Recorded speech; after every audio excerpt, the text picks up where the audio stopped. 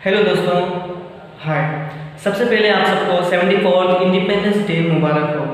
तो चलिए दोस्तों, हम सब 1947 से लेकर 2020 तक के हालात पर गौर करते हैं।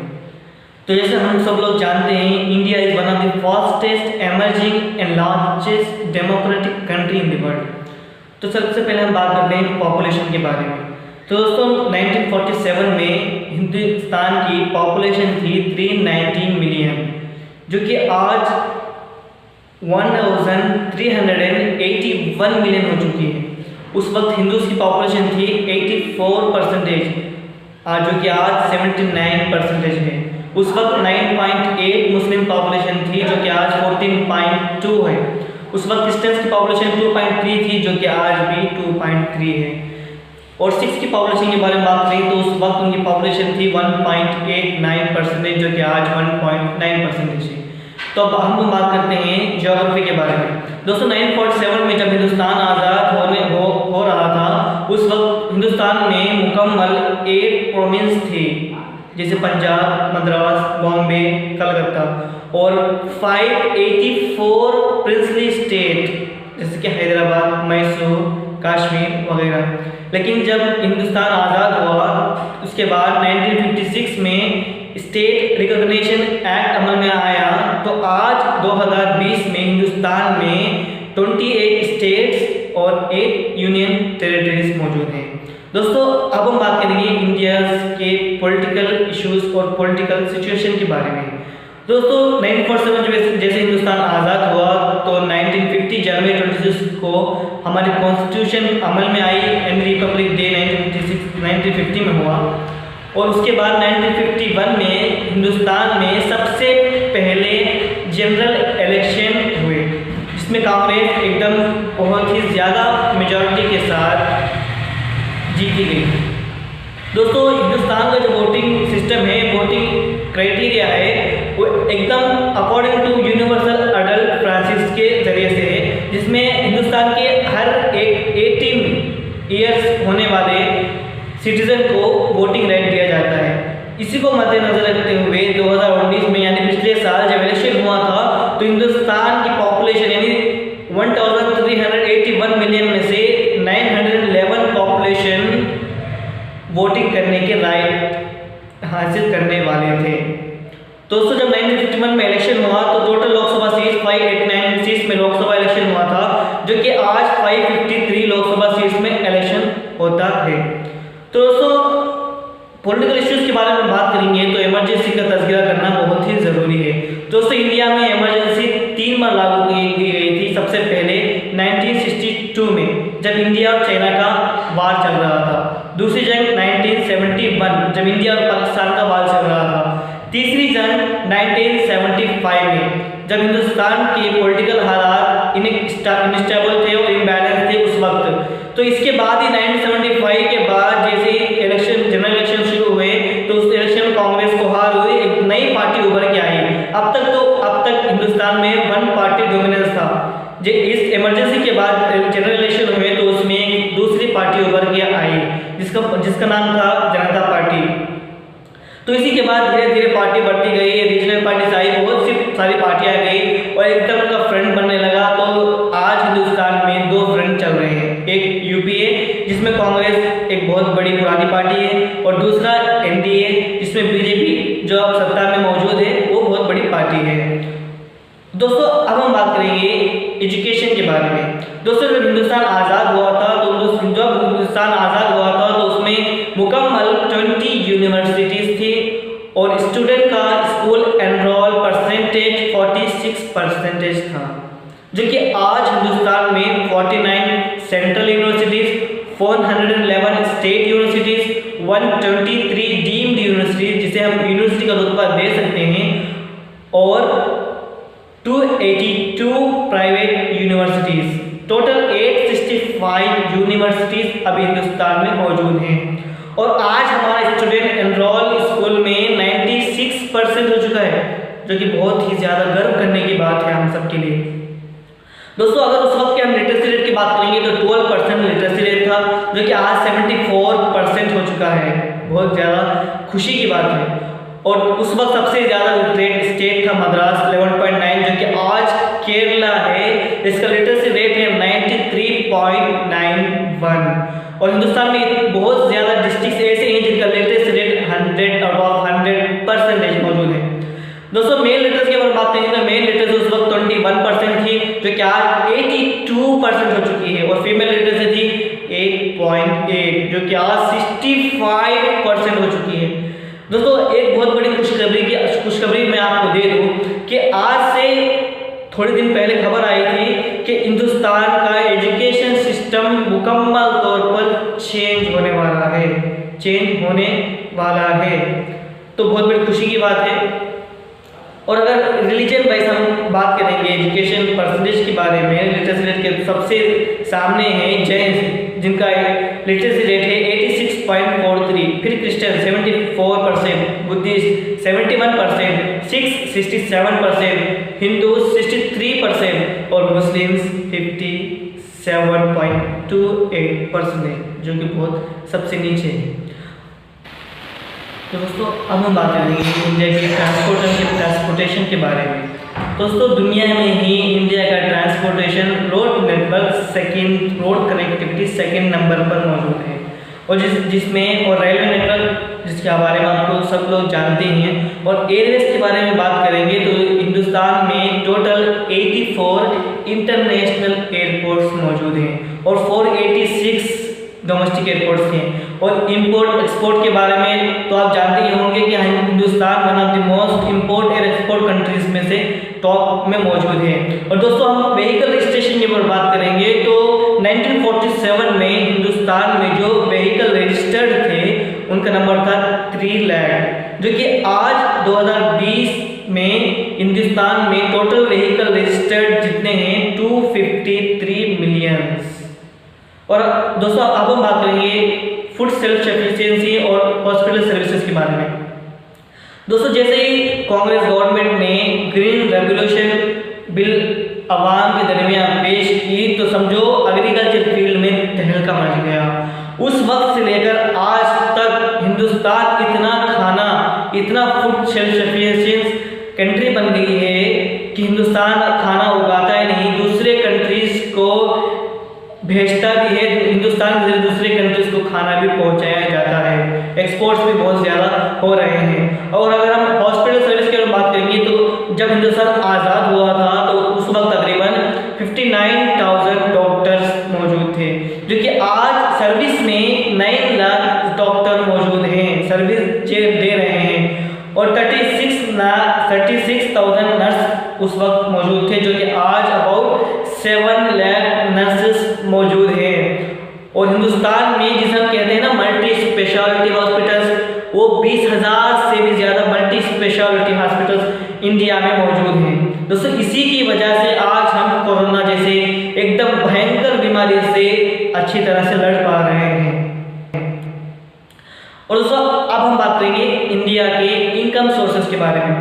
दोस्तों जब हिंदुस्तान आज़ाद हुआ था तो उस वक्त 54% इंडिया का इनकम एग्रीकल्चर के ऊपर बेस्ड था, जो कि आज 2020 में 15% हो चुका है। और आज हिंदुस्तान में इंडस्ट्रियल सेक्टर से जो इनकम हमको मिलता है वो 54% है। इसी की वजह से दुनिया का एक हिंदुस्तान इन्वेस्ट करने का एक जगह बन चुकी है। बड़ी बड़ी कंपनियां जो वर्ल्ड एमएनसी कंपनीज हैं, इंटरनेशनल कंपनीज हैं, हिंदुस्तान में इन्वेस्ट करती हैं, हिंदुस्तान में अपनी कंपनियां खोलती हैं और खूब प्रॉफिट लेती हैं। इसका मतलब ये नहीं कि हिंदुस्तान में अलग से कंपनियां नहीं मौजूद हैं। हिंदुस्तान में बहुत बड़ी कंपनियां हैं जिनको वर्ल्ड रैंकिंग में मिली है, रिलायंस, टाटा, विप्रो जैसे बहुत कंपनियां हैं। और दोस्तों अगर हम आईटी सेक्टर और बिजनेस के बारे में बात करेंगे तो सबसे पहले ये बता दूं, जैसे हिंदुस्तान में इंटरनेट आया तो समझो आईटी सेक्टर और बिजनेस मार्केट में एकदम तहलका मच गया। आज हिंदुस्तान में टोटल 80% लोग ऐसे हैं जो इंटरनेट यूज करते हैं, 80% लोग, जो एक बहुत ही बड़ा परसेंटेज है। और इसी की वजह से हिंदुस्तान में Facebook, Google, Yahoo, Microsoft, Amazon, Walmart, American express, IBM, Apple जैसे बड़ी बड़ी इंटरनेशनल आईटी सेक्टर्स की कंपनीज इंडिया में मौजूद हैं। अगर हम जीडीपी की बात करेंगे तो इंडिया का नंबर सबसे पहले अमेरिका, फिर चाइना, जापान, जर्मनी, फिर इंडिया 2.94। दोस्तों एक बात बताना चाहूँगा कि आप छठे नंबर पे कौन सी कंट्री है जानेंगे तो आप हैरान हो जाएंगे। जिस कंट्री ने हिंदुस्तान का खून चूसा, हिंदुस्तान का माल लूट कर अपने देश को तरक्की किया, आज वो कंट्री जीडीपी रेट में हिंदुस्तान से नीचे है। तो इससे आप समझ सकते हैं कि हिंदुस्तान कितनी तेजी से डेवलप हो रहा है। हम सबको जरूरी है कि हिंदुस्तान के डेवलप होने में हम सब लोग मिलकर हाथ बढ़ाएं और साथ दें। तो दोस्तों अब हम बात करेंगे हिंदुस्तान की स्पेस और मिलिट्री के बारे में। तो दोस्तों दुनिया भर में जितनी भी मिलिट्री है उसमें हिंदुस्तान की मिलिट्री की पावर जो है वो 4th नंबर पे आती है। अमेरिका, चाइना, सऊदी अरेबिया के बाद हिंदुस्तान की मिलिट्री बहुत ही ज़्यादा कड़क और पावरफुल है। चाहे नेवी हो, एयरफोर्स हो या आसादी मिलिट्री, बहुत ही ज़्यादा पावरफुल है। और हमारा प्लस पॉइंट ये भी है कि हमारे पास न्यूक्लियर वेपन मौजूद है, जो कि बहुत बड़ी ताकत और बहुत बड़ा प्लस पॉइंट हमारे लिए है। और दोस्तों अगर हम स्पेस के बारे में बात करेंगे, स्पेस टेक्नोलॉजी के बारे में, तो वर्ल्ड में मशहूर है कि India is one of the most successful least expensive mission in space technology. तो दोस्तों सबसे पहले हमारा स्पेस टेक्नोलॉजी हमारा आर्यभट्ट 1975 में लॉन्च किया गया था, जो कि सोवियत यूनियन से था। उसके बाद रोहिणी 1980 में, उसके बाद फिर कई सारे PSLV, GSL रॉकेट्स लॉन्च किए गए। दोस्तों 2008 में 2008 जब सबकी नजर हिंदुस्तान पर जमी हुई थी, जब हिंदुस्तान ने लूनार ऑर्बिट को मून पर भेजा और सक्सेस हासिल की। दोस्तों उससे हिंदुस्तान खामोश नहीं रहा, बल्कि 2013 में हिंदुस्तान ने मार्स ऑर्बिटर लॉन्च किया। सब लोग को यकीन था कि हिंदुस्तान का मार्स ऑर्बिटर फेल हो जाएगा, क्योंकि चाइना और जापान जैसे मास्टर स्पेस टेक्नोलॉजी में कंट्रीज जो थे उनका फर्स्ट अटेम्प्ट में मार्स ऑर्बिटर फेल हो चुका था। और दूसरी वजह ये थी कि हिंदुस्तान का जो मार्स ऑर्बिटर का बजट था वो सिर्फ 450 करोड़ था। इसकी वजह से किसी को भी यकीन नहीं था कि मार्स ऑर्बिटर सक्सेस होगा। लेकिन 2014 में जब खबर मिली तो मार्स ऑर्बिटर सक्सेस हो चुका था। दुनिया को दिखा दिया कि हिंदुस्तान ही रहेगा, हर वक्त अपना सर ऊंचा करके ही रहेगा। तो दोस्तों और सामने गए 2017 में PSLV सैटेलाइट में हिंदुस्तान ने 104 रॉकेट्स भेजकर वर्ल्ड रिकॉर्ड बना दिया, जो अभी तक किसी ने नहीं तोड़ा है। दोस्तों अब तक जो आप जाने वो हिंदुस्तान के डेवलपमेंट के बारे में थे, हिंदुस्तान ने जो तरक्की की थी उसके बारे में थे। दोस्तों अब हम बात करेंगे हिंदुस्तान में क्या क्या नुकसान मौजूद हैं, क्या क्या अभी डेवलप होने के एरियाज मौजूद हैं। तो दोस्तों हम अब बात करेंगे हिंदुस्तान के टॉप 10 सैड इंसिडेंट्स के बारे में। तो सबसे पहले 1948 में जब नाथुराम गॉडसे ने हमारे father of nation Mohandas Karamchand Gandhi को शहीद कर दिया। 1962 में इंडिया चाइना वार, 1971 में इंडिया पाकिस्तान वार, 1984 में एंटी-सिख जिसमें बहुत सारे सिख्स को मार दिया गया, और 1984 में भोपाल गैस ट्रेजेडी जिससे बहुत ही ज़्यादा जानी नुकसान पहुंचा। फिर 1992 में बाबरी मस्जिद डेमोलिशन, जो कि हिंदुस्तान की डेमोक्रेसी को एक बहुत बड़ा झटका लगा था। और 2002 में गुजरात फसादात, जिसको आज भी लोग भुला नहीं पाए हैं। और 2008 में मुंबई टेररिस्ट अटैक, जिसने हिंदुस्तान को हिला के रख दिया। और 2013 और 1997 में लेकर बीच में अलग अलग जगह पर बहुत ज़्यादा तशद्दुद हुए, जैसे मुजफ्फरनगर, भागलपुर, लक्ष्मणपुर, ऐसा अलग अलग जगह में। और 2020 में हाल ही में दिल्ली रियॉट्स, आप सबको मालूम होगा कितना ज़्यादा नुकसान हुआ था। हाँ दोस्तों आपने जान लिया कि हिंदुस्तान का GDP रेट जो है वर्ल्ड में टॉप 5 है, लेकिन आज भी हिंदुस्तान का पॉवर्टी लेवल बिलो है, बहुत ही ज़्यादा पॉवर्टी लेवल हिंदुस्तान मौजूद है। आज भी हिंदुस्तान में BPL बिलो पॉवर्टी लेवल रहने वाले लोगों की तादाद है 170 मिलियन, जो कि बहुत ज़्यादा और बहुत बड़ी तादाद है। दोस्तों आज 2020 में जुलाई के सेंसस के मुताबिक हिंदुस्तान में अनएम्प्लॉयमेंट का परसेंटेज, यूथ में 23.5% है, जो कि बहुत ही ज़्यादा है। दोस्तों दूसरी गवर्नमेंट के स्कीम्स जो हैं नए रिटायर्ड टास्क करने के लिए, टैक्स को हासिल करने के लिए बहुत ही ज़्यादा मुश्किल है, जिससे लोगों को टैक्स पे करने के लिए बहुत ही ज़्यादा मुश्किलें उठानी पड़ रही हैं। और बहुत दूसरी वजह ये भी है, और अब बात करेंगे वीक रूरल इकोनॉमी के बारे में। दोस्तों हिंदुस्तान की अर्बन इकोनॉमी बहुत ही ज़्यादा है, बहुत ही हाई लेवल पे जा रही है, क्योंकि ज़्यादा फैक्ट्रीज है, बिजनेस सेक्टर ज़्यादा है, लेकिन रूरल इकोनॉमी अभी भी बहुत ही ज़्यादा लो है।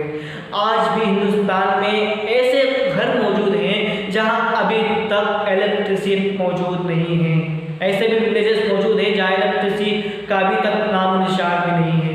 और लैक ऑफ एजुकेशन भी बहुत ही बड़ी प्रॉब्लम है। हाँ, हमारा लिटरेसी रेट 74% हो चुका है, लेकिन आज भी हमारे पीछे होने की वजह लैक ऑफ एजुकेशन है। हमारा एजुकेशन सिस्टम जो अभी सही नहीं है। हिंदुस्तान में जो मास्टर माइंड्स होते हैं, जो पढ़ते हैं, अच्छी तरह पढ़ने के बाद उन सर्विस को वो जॉब करने के लिए चले जाते हैं बाहर अब्रॉड कंट्रीज में, America, Russia, China, Japan, Australia, New Zealand. अगर उन्हीं का मास्टरमाइंड इंडिया के न्यू जनरेशन, इंडिया के यूथ को मास्टरमाइंड बनाने में अगर वो लोग वापस आके खर्च करें तो हमारा इंडिया अमेरिका को बीट कर सकता है। और लैक ऑफ इंफ्रास्ट्रक्चर, ये भी बहुत ही बड़ी प्रॉब्लम है। आज भी ऐसे गांव हिंदुस्तान में मौजूद हैं, ऐसे विलेजेस मौजूद हैं जहां रोड कनेक्टिविटी नहीं है। उनको तार रोड कनेक्ट करने के लिए 3-3, 4-4 किलोमीटर चलकर आना पड़ता है। कहीं को तो पहाड़ों के ऊपर गुजर कर रोड कनेक्टिविटी करने की ज़रूरत पड़ती है। और बेसिक सैनिटेशन की बहुत ज़्यादा प्रॉब्लम है इंडिया में। रिपोर्ट के मुताबिक इंडिया की पॉपुलेशन में से 44% सैनिटेशन के लिए रिमोट एरिया इस्तेमाल करते हैं। About 700 million India population.